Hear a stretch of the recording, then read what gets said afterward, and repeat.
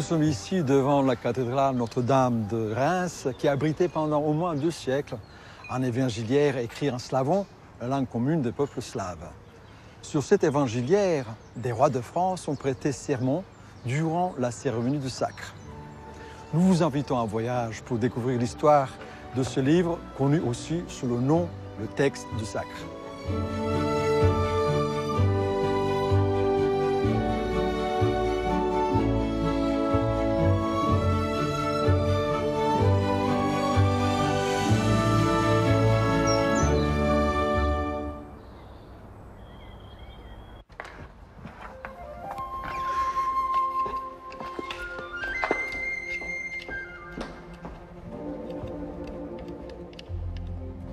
Au sein de la bibliothèque Carnegie de Reims, dans laquelle nous nous trouvons, nous conservons tout un ensemble de manuscrits, notamment des manuscrits médiévaux.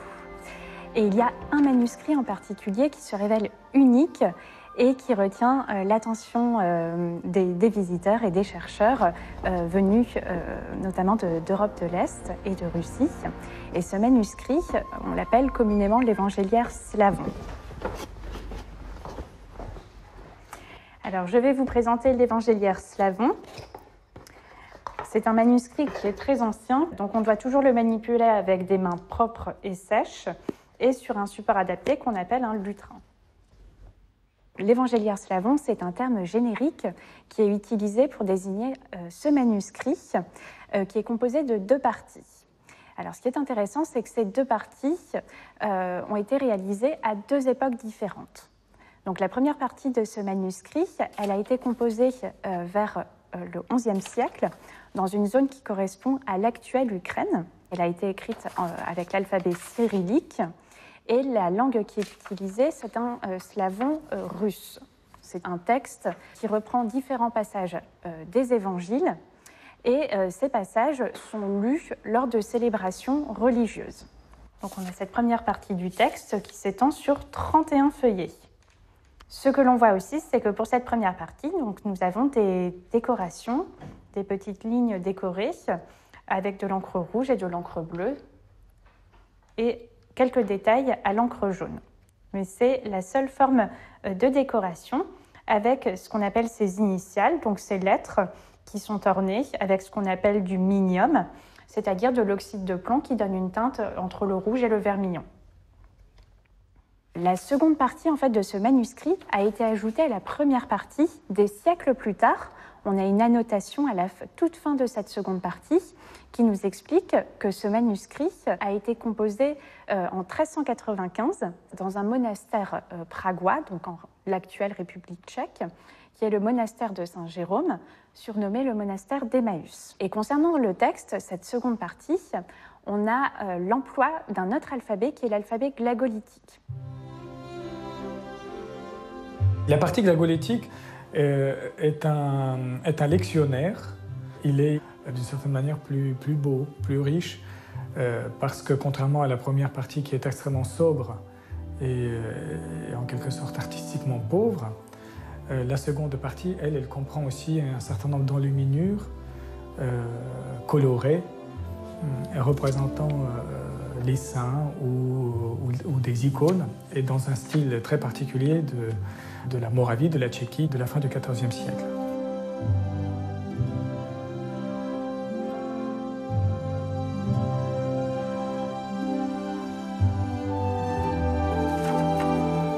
Donc les 2 parties du manuscrit réunissent en quelque sorte d'une manière providentielle et d'une manière très inattendue, très surprenante, 2 traditions issues des saints Cyril et Méthode.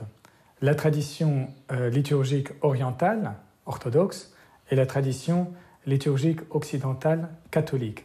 Parce que la première partie du manuscrit, c'est un évangéliaire destiné pour la liturgie orthodoxe dans la Russie kiévienne au XIIe siècle, dans le rite byzantin. Et la seconde partie, c'est un lectionnaire avec des lectures de l'Évangile, de l'Apôtre et de l'Ancien Testament destiné à la messe dans le rite latin, mais célébré dans la langue slave occidentale par des communautés des moines bénédictins slaves.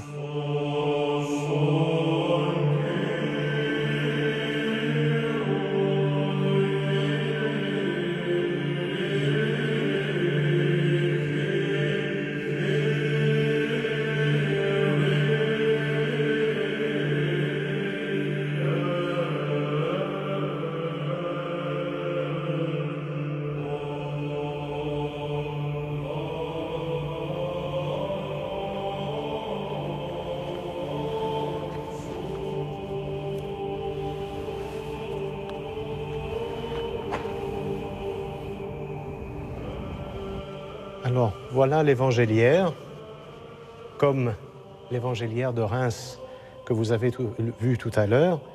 C'est un évangéliaire liturgique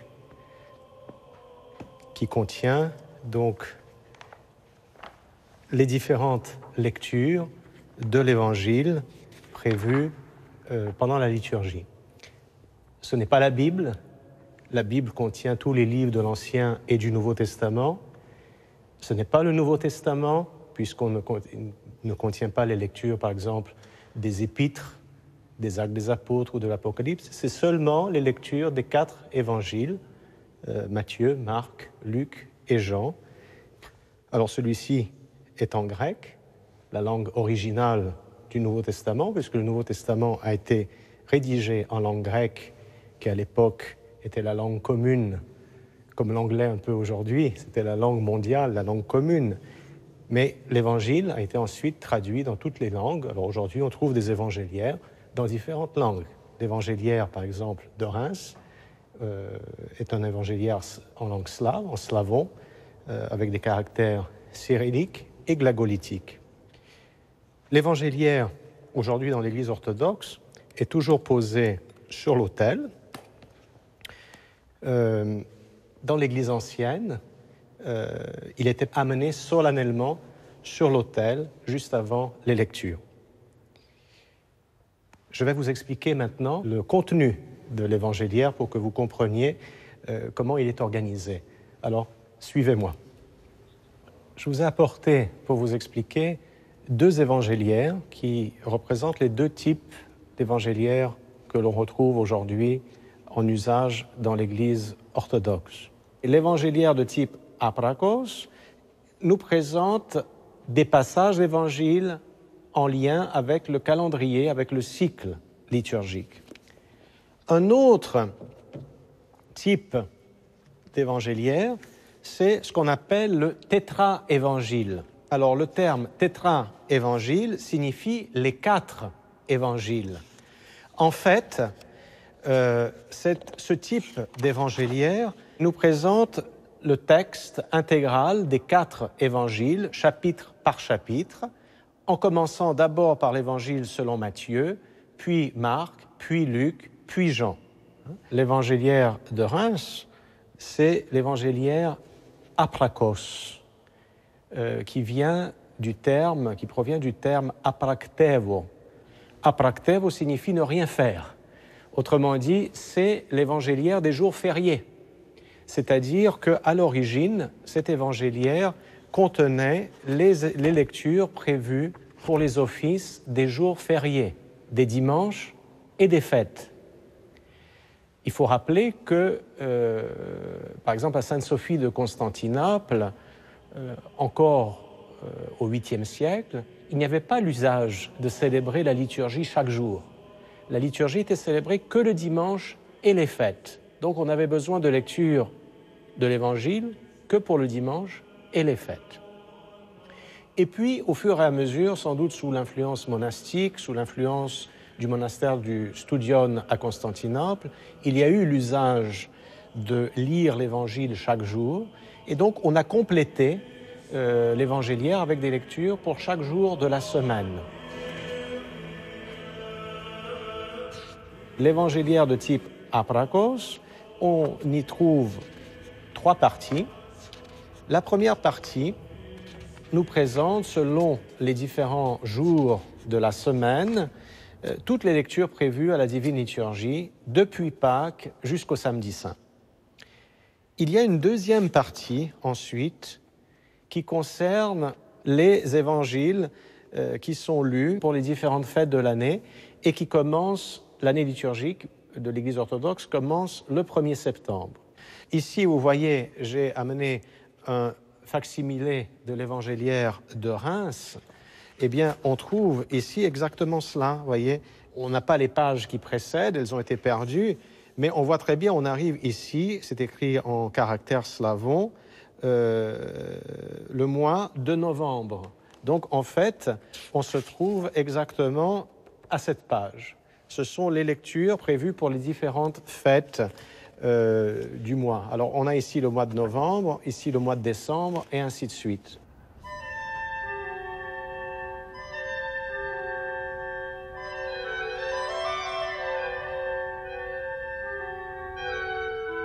De par son caractère unique, cette évangéliaire a suscité de nombreuses hypothèses chez les historiens, et ce, dès le XVIIIe siècle, puisqu'on a un personnage qui s'appelle l'abbé Pluche, qui, dès 1746, associe ce manuscrit au Sacre des rois de France.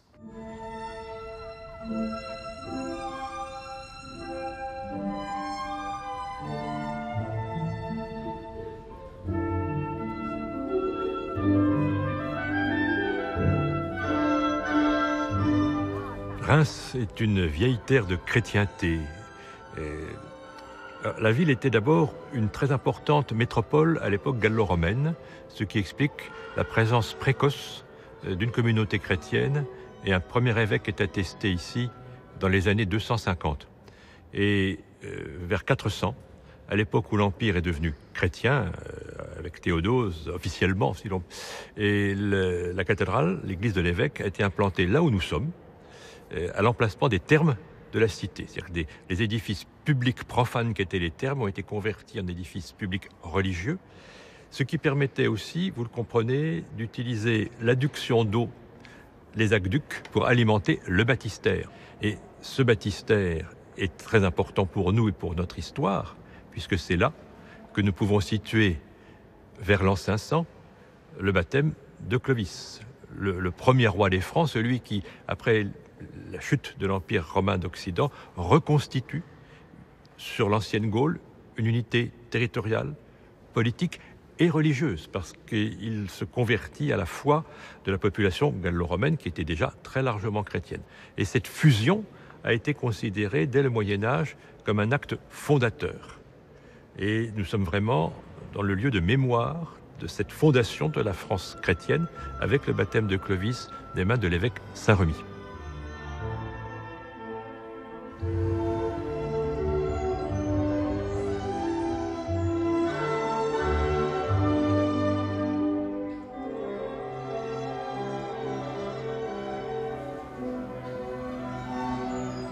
Il faut dire ensuite que donc Remy va mourir ici à Reims et que très tôt il va être considéré comme un saint homme. Il va être enterré dans une petite chapelle qu'on appelle la chapelle Saint-Christophe, qui a disparu mais qui se trouve juste à côté de l'abbaye Saint-Remy actuelle. Et puis très vite, le culte voué à Remy va se développer. On sait qu'une petite communauté de prêtres va venir s'installer, veiller sur son tombeau, que les pèlerins très rapidement, dans les décennies qui suivent sa mort, vont commencer à affluer ici à Reims pour honorer son tombeau. Et donc l'étape suivante, c'est qu'au 8e siècle, un autre évêque de Reims va installer une communauté de moines, des moines bénédictins, qui vont donc être chargés de veiller sur les reliques de Remy.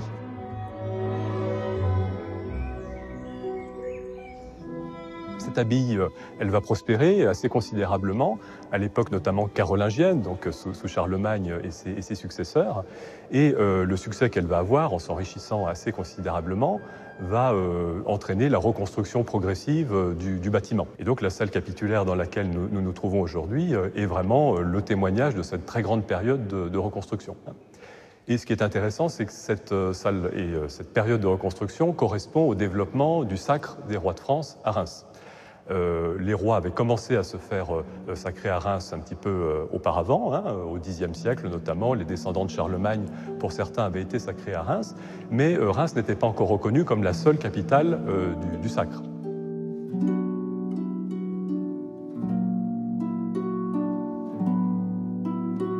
Parmi les belles sculptures que nous conservons ici au musée Saint-Remy, il y a cette tête d'un roi carolingien, le roi Lothaire, qui donc a régné au Xe siècle. C'est l'un des derniers descendants de Charlemagne. Mais ce qui est intéressant, c'est que cette tête a été sculptée au XIIe siècle pour décorer la basilique Saint-Remy. Et donc cette sculpture, en fait, elle prend place à un moment où Reims essaye de s'imposer comme la seule capitale du sacre des rois de France, notamment dans sa concurrence face à l'abbaye Saint-Denis à côté de Paris, qui essayait aussi de capter cette légitimité. Et donc, pour justifier cette dimension royale de la ville de Reims, un certain nombre d'objets vont être commandés, dont deux sculptures des rois francs les plus anciens, pour montrer l'ancienneté de Reims et sa légitimité à être la seule capitale des sacres.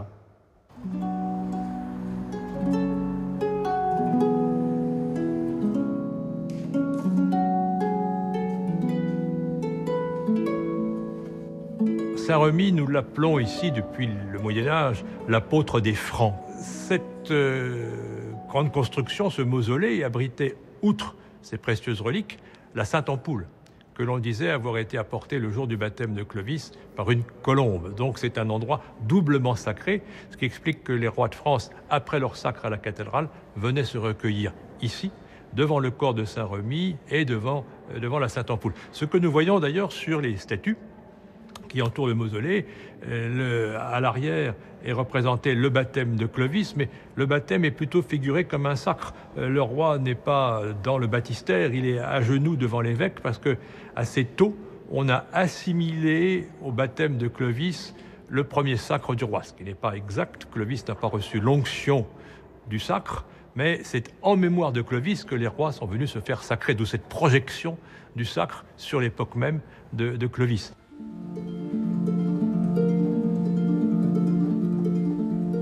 Le sacre est une cérémonie très longue et très complexe, riche de symboles et qui comporte plusieurs étapes. La première étape, c'est le serment, qui apparaît à l'époque carolingienne. Les évêques manifestement voulaient s'assurer que le roi serait un roi selon le cœur de Dieu. C'est un serment de respecter l'Église et ses libertés. C'est le serment d'accomplir son métier de roi, c'est-à-dire de protéger le royaume, de le défendre, et de veiller sur les faibles, sur les pauvres, les veuves, les orphelins. Le roi est le protecteur de celui qui n'a pas de défense. Et il s'inscrit ainsi, dès le début de la cérémonie, dans cette mission qui lui est donnée. Et pour renforcer la valeur du serment, celui-ci est prêté sur des reliques ou, ici, sur l'Évangile.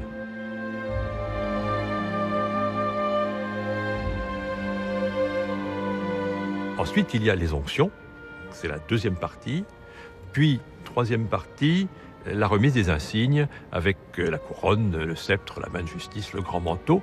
Et la fin de la cérémonie, c'est l'intronisation au sens propre, c'est-à-dire que le roi est conduit vers son trône. Et là, il est reconnu, acclamé par l'assistance et véritablement, il a l'investiture complète à ce moment-là.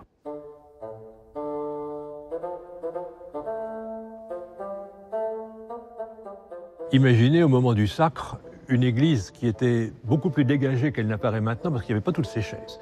Ce qui faisait un espace beaucoup plus vaste sans doute quand le roi y entrait de très bon matin. La cérémonie commençait à l'aube. Le roi avait passé la nuit à côté dans le palais du Thau, le palais épiscopal, et il était levé solennellement et amené en procession. Il remontait toute cette grande nef pendant que le chœur chantait « Voici que mon ange te précède ». Et il arrivait ici à l'emplacement du jubé, d'une grande clôture qui séparait la nef, l'espace des fidèles laïcs, du chœur des chanoines. Le jubé, c'est comme l'iconostase, il faut franchir cette limite pour rentrer dans l'espace le plus sacré. Et le roi remonte encore vraiment au plus près de la sacralité puisqu'il s'installe devant le maître-autel. Et sur le maître-autel sont posés les objets nécessaires au rite. Donc l'évangéliaire sur lequel est prêté le serment est à ce moment-là posé sur l'autel, ce qui renforce encore le caractère sacré de l'objet. Bon, on va aussi poser sur l'autel l'épée, la couronne, le sceptre, etc., qui vont être ensuite remis au roi.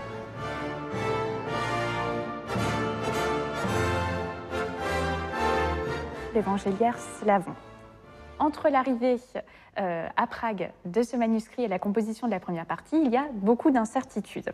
Donc on a beaucoup de zones d'ombre et surtout beaucoup de légendes qui sont apparues progressivement. Alors ce qu'il faut savoir, c'est que parmi les hypothèses les plus tenaces et encore en cours aujourd'hui, c'est le fait que ce manuscrit ait été ramené à Reims par la reine Anne de Kiev, qui venait donc de la zone correspondant à l'actuelle Ukraine, à la zone où a été composée la première partie de ce manuscrit. Et Anne de Kiev, en fait, est venue en France. Elle a été ramenée par Roger II dans le royaume de France pour épouser Henri Ier, roi des Francs. Et en fait, cette légende, elle est apparue au XIXe siècle, lorsque beaucoup d'experts, de slavistes, se sont attelés à l'étude de ce manuscrit. C'est une légende.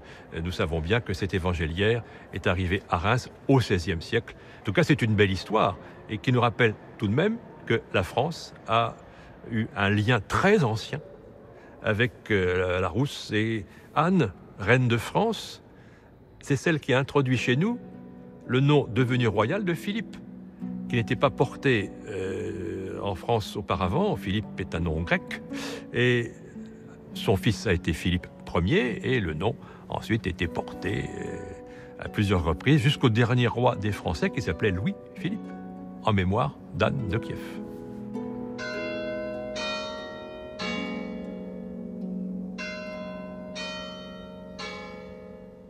Toutes les très riches établissements religieux, on a parlé de l'abbaye Saint-Remy, mais il y avait d'autres abbayes à Reims, il y avait bien sûr l'archevêché, ont été richement dotés d'un certain nombre d'objets, de cultes, tout au long de leur histoire. Et on sait notamment que le cardinal Charles de Lorraine, qui donc a été archevêque de Reims au milieu du XVIe siècle, a été un très grand mécène et qu'il a donné à la cathédrale un certain nombre d'objets religieux extrêmement riches, également à l'abbaye Saint-Remy dans laquelle nous nous trouvons. On sait qu'il avait offert également une Bible enluminée et ornée tout à fait remarquable. Et donc ce Charles de Lorraine, qui a aussi commandé beaucoup de peintures à des très grands peintres, comme le Gréco par exemple, a été l'un des plus grands donateurs à l'église de Reims au XVIe siècle. Et donc c'est dans ce contexte-là que l'évangéliaire est arrivé. Il fait partie de ces très nombreux cadeaux qui ont été faits par l'archevêque de Reims à sa ville. Le cérémonial du sacre du roi en la cathédrale Notre-Dame de Reims suivait un rituel extrêmement précis. Et à partir du XVIe siècle, on rajoute différents serments que doit prêter le roi de France. Et notamment, il doit prêter serment sur l'ordre du Saint-Esprit et l'ordre de Saint-Michel. Et c'est au moment de ce rituel, de ce serment, que l'évangéliaire slavon aurait pu être utilisé. À partir de 1575, puisque le 13 février 1575 se déroule le sacre d'Henri III. Et c'est le premier souverain pour lequel cet évangéliaire aurait été utilisé avant le sacre de Louis XIII, Louis XIV, Louis XV, Louis XVI.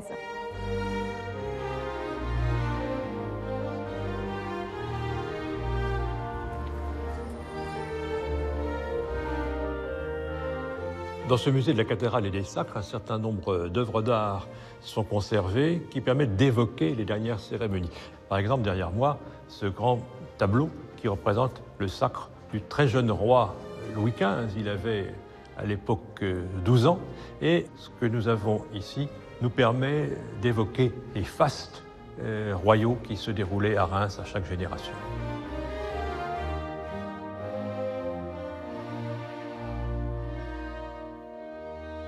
Cette évangéliaire, son utilisation pour le sacre des rois de France. Alors, c'est une hypothèse qui s'explique par la reliure qui ornait auparavant ce manuscrit.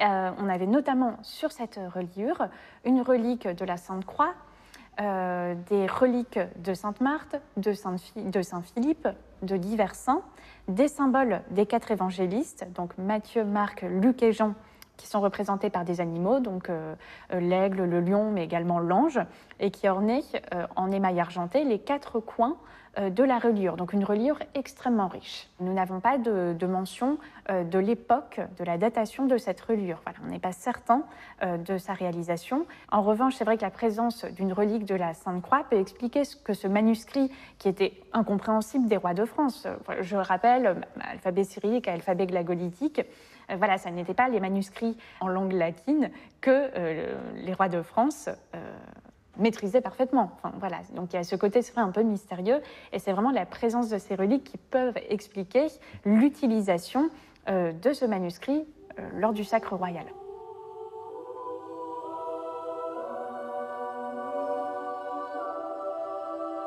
On voit bien sur une reliure de maroquin rose les différents trous, perforations qui correspondent à l'emplacement des reliques qui étaient clouées en quelque sorte sur cette reliure.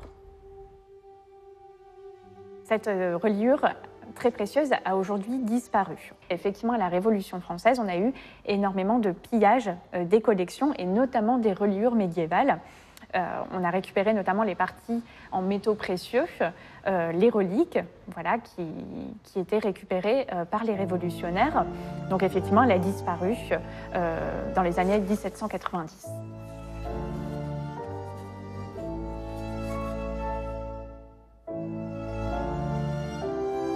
Dans cette chambre forte ont été rassemblés un certain nombre d'objets précieux, en particulier le calice sauvé les confiscations révolutionnaires qui datent de la fin du XIIe siècle et dans lequel de très nombreux rois ont communié au précieux sang du Christ.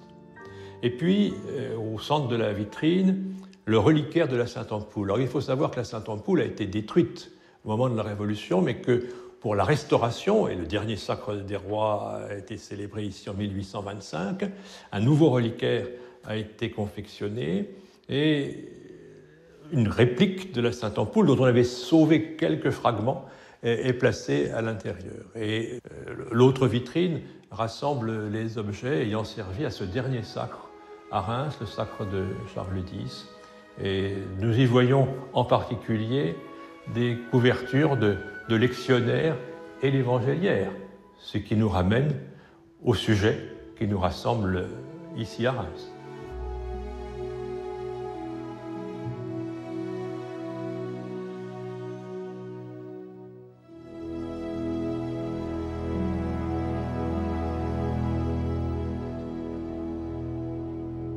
L'importance de cet ouvrage est surtout scientifique, philologique, mais le manuscrit peut aussi être le témoin de cette unité qui existait entre les peuples slaves orientaux orthodoxes et les peuples slaves occidentaux catholiques, issus de la même culture linguistique chrétienne apostolique, célébrant dans des rites différents, écrivant dans des alphabets différents, parlant des dialectes différents de la même langue, mais réunis par le même héritage des apôtres, par la même foi dans la Sainte Trinité. L'évangéliaire de Reims, ici en France, est un joyau, c'est un bijou, une pierre de grand prix qui fait non seulement partie du patrimoine et de l'héritage de la France, mais qui montre bien cette fidélité, cet attachement des chrétiens au message du Christ.